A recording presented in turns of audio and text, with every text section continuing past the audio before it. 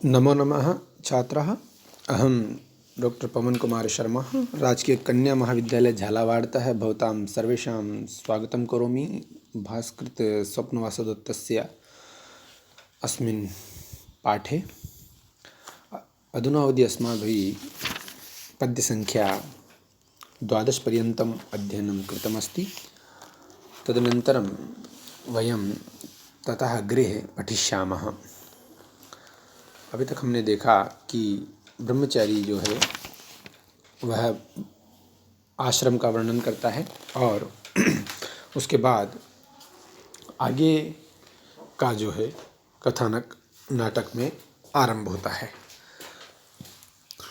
तो प्रथम अंक का प्रकरण चल रहा है और तभी जो है वह कहता है ब्रह्मचारी यावत प्रविशामी, प्रवेश करके, अरे आश्रम विरुद्ध खल वेशजन है, यह आदमी तो आश्रम के विरुद्ध है। वस्तुतः वहाँ राजकुमारी की सुरक्षा में सैनिक इत्यादि कांचुकी इत्यादि हैं, तो वह देखता है कि यह तो आश्रम के विरुद्ध है। अन्य तो विलोक और जगह देख करके, अन्यथा अथवा तपस्वी जनोप्यत्र, यहाँ तपस्वी लोग भी है, निर्दोषम उपसर्पणम, यहाँ जाना में कोई दोष नहीं है। अरे स्त्रीजन भी हैं, स्त्रियाँ भी हैं। कांचुकीय तभी कहता है स्वैरम स्वैरम प्रविष्टु भवान सर्वजन साधारणम आश्रम पदम नाम।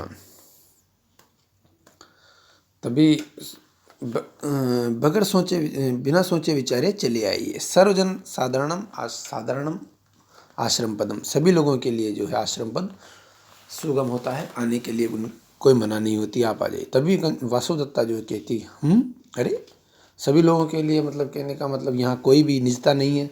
तो वासुदत्ता थोड़ा सा इसमें निषेध करती है।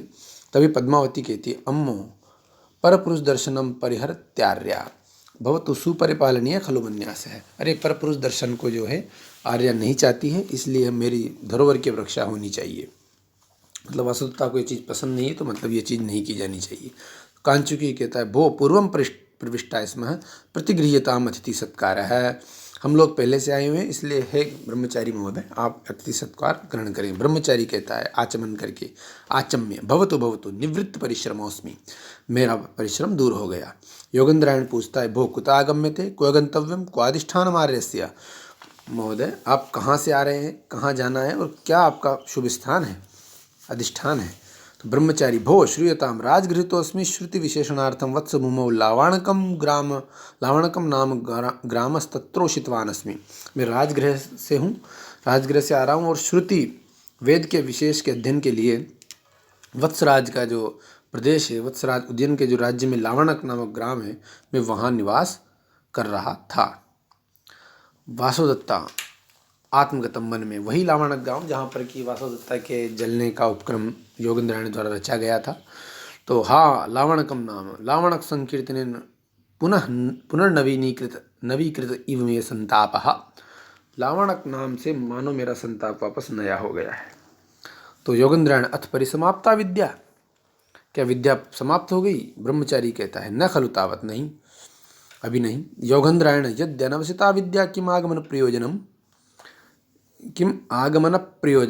यदि विद्या समाप्त नहीं हुई तो आने का क्या प्रयोजन है। तत्र खलवति दारुणम व्यसनम संवृत्तम, वहाँ पर बहुत भारी विपत्ति आ गई है। ब्रह्मचारी कहता है योगेंद्रायण कथम ही, कैसी विपत्ति? ब्रह्मचारी कहता है तत्र उद्यन राजा प्रतिवसति, वहाँ पर उद्यन नामक राजा रहते हैं।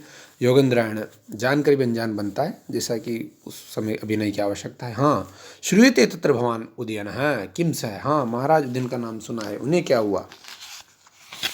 ब्रह्मचारी कहता है तस्या अवंती राजपुत्री वासुदत्ता नाम पत्नी दृढ़मभिप्रेता गेला, उसकी जो है अवंती राजकुमारी जो वासुदत्ता थी, उनकी पत्नी उन्हें अत्यधिक प्रिय थी। योगेंद्रायण भवितव्यम ततस्ततः, होगी तो उसके बाद क्या हुआ? ब्रह्मचारी कहता ततस्तस्मिन् मृगया निष्क्रांति राजनी ग्रामदाहिन सादग्धा, तभी एक दिन राजा के शिकार खेलने के लिए चले जाने पर गाँव में आग लगने से गाँव दाह से वह जल गई। वासुदत्ता आत्मगतम मन में कहती है अलिकम खलु, तो अरे झूठ है, मैं जी रही हूँ मंदभागिनी, मैं मंदभागिनी जी रही हूँ। योगेंद्रायण कहता है ततस्ततः, फिर क्या हुआ? ब्रह्मचारी ततस्ताम अभ्यवपत्पुकामो योगेंद्रायण नाम सचिव तस्मिन्नेवाग्नौ पतितः, तभी उसको बचाने के लिए योगेंद्रायण नाम का जो उसका मंत्री था वह भी उसी आग में गिर पड़ा, मर गया। योगेंद्रायण योगेंद्रायण कहता है सत्यम पतित, क्या सचमुच गिर पड़ा? ततस्ततः, फिर क्या हुआ? ब्रह्मचारी ततः प्रतिनिवृत्तो राजा तद्वृत्तांतम श्रुत्वा तयोर्वियोग जनित संताप तस्मिन्नेवाग्नौ प्राणान पृथक्तु कामो अमात्येर महता प्रयत्न निवारित। उसके बाद जब शिकार से राजा लौटा तो उन दोनों के वियोग में संताप होने के कारण उसी अग्नि में प्राण देने के लिए इच्छा करने वाला होता हुआ राजाओं के मंत्रियों के द्वारा बड़ी मुश्किल से जो है रोका गया। वासुदत्ता मन में कहती है आत्मकथम, जानामि जानामि आर्यपुत्र से मई सानुक्रोशत्वम, जानती हूँ मेरे आर्यपुत्र मुझ पर बहुत अधिक प्रेम कृपा रखते हैं। योगेंद्रायण ततस्ततः, तब क्या हुआ? ब्रह्मचारी ततस्तस्या शरीरोपभुक्तानि दग्ध शेषाण्याभरणानि परिस्वज्य राजा मोहम उपगत है। उसके बाद जो है वासुदत्ता के जो पहने हुए गहने थे जो जलने से बच गए थे या अधूरे जले हुए थे, उनको आलिंगन करके छाती से लगा के राजा मूर्छा को प्राप्त हो गए। तभी सभी कहते हैं हाय।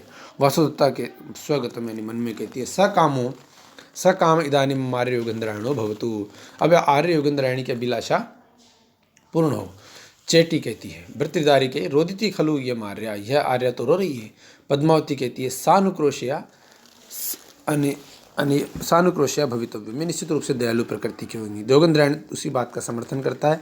अतकिम निश्चित रूप प्रकृत्या सानुक्रोशा में भगिनी, और क्या मेरी बहिनी जो है स्वभाव से दयालु है। ब्रह्मचारी तथा शनै शनै प्रतिलब्ध संज्ञा संवृत्त, इसके बाद राजा की मूर्छा धीरे धीरे दूर हुई। दृष्टया ध्रियते, ब्रह्मचारी कहती है भाग्य से वो प्राण धारण करते हैं। मोहम गतयति श्रुत्वा शून्यमिव मे हृदयम, मोहम को प्राप्त हो गए सुन करके मेरा हृदय तो एक जैसे बैठ गया था, शून्य हो गया था। तब योगेंद्रायण कहता है ततस्ततः, उसके बाद तो ब्रह्मचारी तथा स राजा महितल परिसर्पण पांसुल पाटल शरीर सहसोत्थाय हा वासवदत्ते हा वंती राजपुत्री हा प्रिय शिष्य इति किमपि किमपि बहु प्रलपितवान किम बहुना। उसके बाद राजा धरती पर लौटने से दूली दूसरी शरीर वाले होकर अचानक उठ करके हा वासवदत्ते हा वंती राजपुत्री हा प्रिय शिष्य इति बहुत बहुत प्रलाप किया। अधिक कहने से क्या लाभ, अधिक क्या कहूँ। उसके बाद फिर वह कहता है ब्रह्मचारी सारभूत पद्य रूप में, नैवेदानीं तादृशाश्चक्रवाका नैवापन्ने स्त्रीविशेषैर्वियुक्ताः धन्या सा स्त्री यां तथा वेत्ति भर्ता भर्तृस्नेहात् सा ही दग्धाप्यदग्धा। अर्थात अन्वय देखेंगे इसका, इदानीं तादृशा चक्रवाका न एव, इस समय वर्तमान समय में तादृश यानी वैसे न तो चक्रवाक ही हैं, चकवे ही हैं, और स्त्री विशेषै वियुक्ताः अपि अन्य अपि नेव, और स्त्री विशेष से जो वियुक्त अन्य लोग भी अन्य भी नहीं हैं।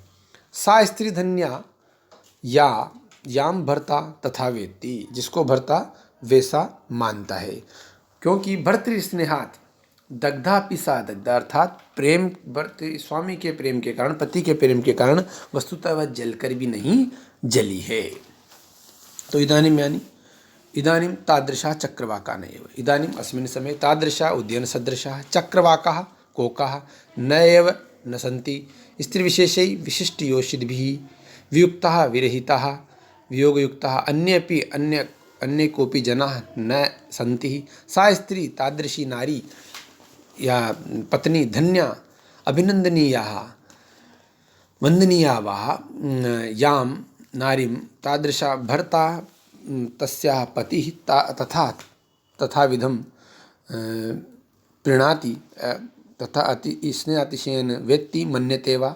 भर्तृस्नेहात् पत्युप्रेम्णः दग्धापि भस्मीभूतापि सा नारी वासवदत्ता वस्तुतः अदग्धा न भस्मीभूता साम्प्रतमपि जीविता विद्यते। प्रेम के कारण वह वस्तुतः, जिस तरह से हम कहते हैं प्रेम के कारण वह आज भी अमर है, उसका प्रेम आज भी अमर है, जिसको कि इसका पति इतना मानता है, वस्तुतः वह नारी मरकर भी नहीं मरी है। तो यहाँ पर इस समय जो है ऐसा कोई उसके समकक्ष जो है प्रेम करने वाला, उसके समक्ष न तो उदयन के जैसा कोई इस समय कोई चकवा है, न उसके जैसा कोई विरही पुरुष है, और न ही उसके जैसी कोई स्त्री है जिसको पति इतना मानता है। वस्तुतः वह जलकर भी नहीं जली है, वह आज भी अमर है उसके प्रेम के कारण। तो यहाँ पर दोनों का ही जो है दाम्पत्य प्रेम का आदर्श उपस्थित किया गया है कि वह राजा भी उसके वियोग में इतना विरही महसूस करता है, वरना राजा के लिए पत्नियों की कोई कमी नहीं है, पर फिर भी वो उसको इतना बहुमान आदर देता है, तो वस्तुतः उसके बराबर प्रेम करने वाला भी कोई नहीं है। तो वह नारी भी धन्य है जिसको पति इतना प्रेम करता है। तो बहुत अच्छे आदर्श दाम्पत्य प्रेम का यहाँ पर उदाहरण प्रस्तुत एक तरह से वर्णन किया गया है। और जो छंद की दृष्टि से विचार करेंगे तो यहाँ पर शालिनी छंद है, जिसका कि उदाहरण जो है लक्षण जो है शालिन्युक्ता मतौ तगौ गोब्धि लोकई, अर्थात जो है मगन तगण और मगन शालिन्युक्ता शालिनी छंद कहा गया है मतौ तगौ गोब्धि लोकई, है ना। तो मगन तगण मतौ तगौ पुनः तगण और दो गुरु, इस तरह से जो है 11 वर्णों का छंद है। वेद और लोक अर्थात 4 और 7 पर यति होती है। और अलंकार की दृष्टि से विचार करेंगे तो धन्य पुनः पुनः जो है न न दग्धा दग्धा इत्यादि शब्दों का आवृत्ति हो रही है वर्णों की, अतः अनुप्रास अलंकार भी स्पष्ट है। तथा दग्धापि अदग्धा, जलने पर भी नहीं जली, इससे विरोधाभास अलंकार भी है यहाँ पर। और उसका परिहार होता है कि भर्तृस्नेह से, प्रेम के कारण जो है। और चक्रवाक आदि प्रसिद्ध उपमानों को उपमेय के रूप में प्रस्तुत करने से प्रतीप अलंकार भी है। प्रति जैसे लक्षण है उसका, प्रतिपम उपमानस्य उपमेयत्व प्रकल्पनम। प्रसिद्ध उपमान है चक्रवाक इत्यादि, उनको ही उपमेय रूप में प्रस्तुत कर दिया गया है कि वैसे कोई है ही नहीं विद्युन के समान, है ना। तो उदयन को उपमान बना दिया गया है, तो इसलिए विरोधाभास अलंकार है। तो यहाँ पर इसकी संस्कृत व्याख्या रह गई थी, वो भी देख लेते हैं एक बार। इदानीम अस्मिन् समये तादृशाः उदयन सदृशाः चक्रवाकाः कोका न सन्ति स्त्री विशेषै विशिष्ट नारीभिः वियुक्ता विरहिताः अन्ये जनाः नैव सन्ति। सा स्त्री सा नारी अपि धन्या यां भर्ता पति तथा वेत्ति जानाति भर्तृ स्नेहात् भर्तृप्रेम वशात् दग्धापि भस्मीभूतापि सा नारी अदग्धा न भस्मीभूता विद्यते। तो इस तरह से जो है पद्य संख्या 13 का व्याख्यान यहाँ पर समाप्त होता है। जयतु भारतम जयतु संस्कृतम। धन्यवाद।